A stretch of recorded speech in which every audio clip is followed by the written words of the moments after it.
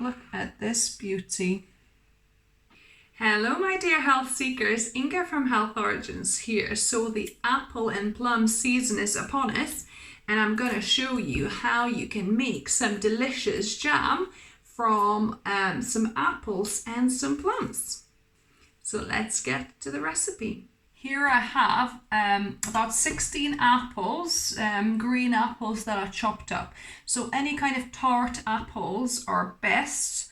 So I think these are Braeburn, but they're not very ripe either.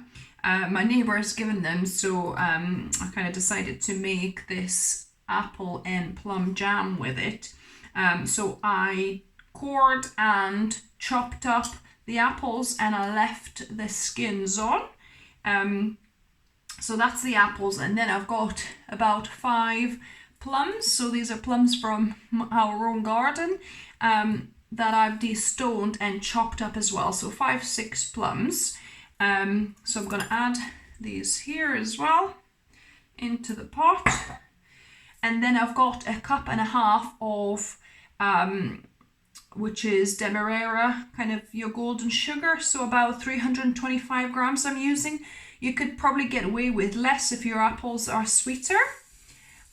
So about 1.5 cups. So I'm just gonna mix the sugar a little bit in with the apples. And I'm gonna put this on low medium heat.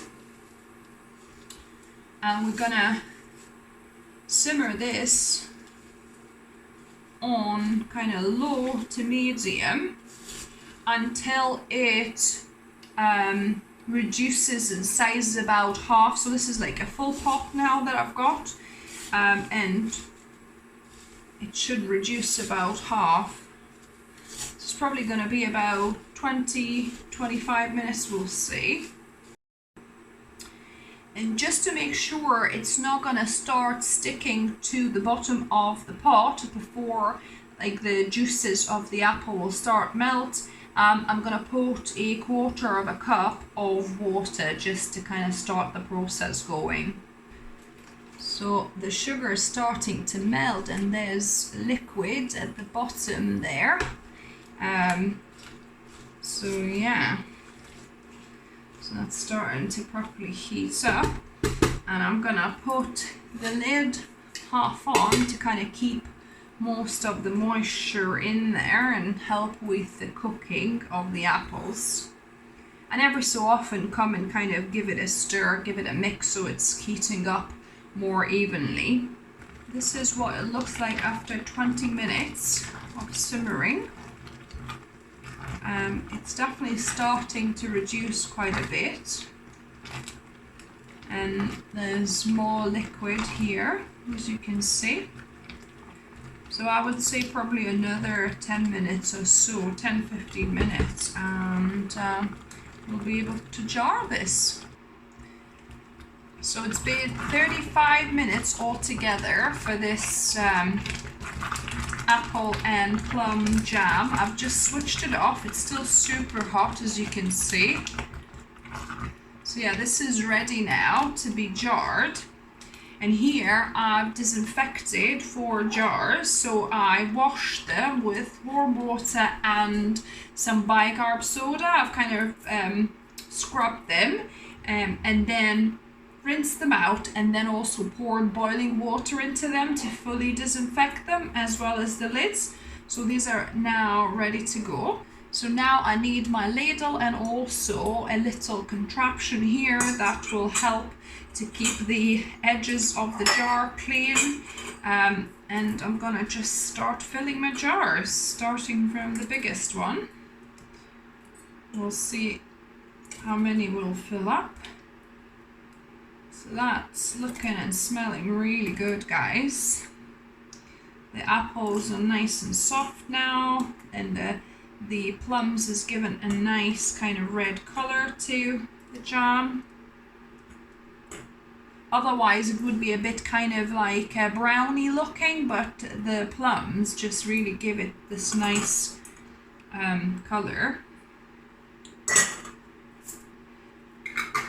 So close the lids, and then the tip is put them on the lid, because the heat from the jar will actually disinfect the lid even further.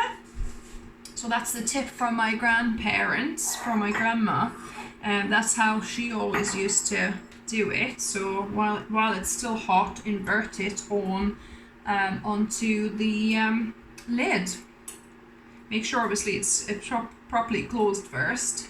And you want to nicely fill them as well. Don't leave too much air in between the lid and where it finishes. And if you get any on the side, just carefully wipe it with a clean kind of sponge or a cloth, and then you can close it up.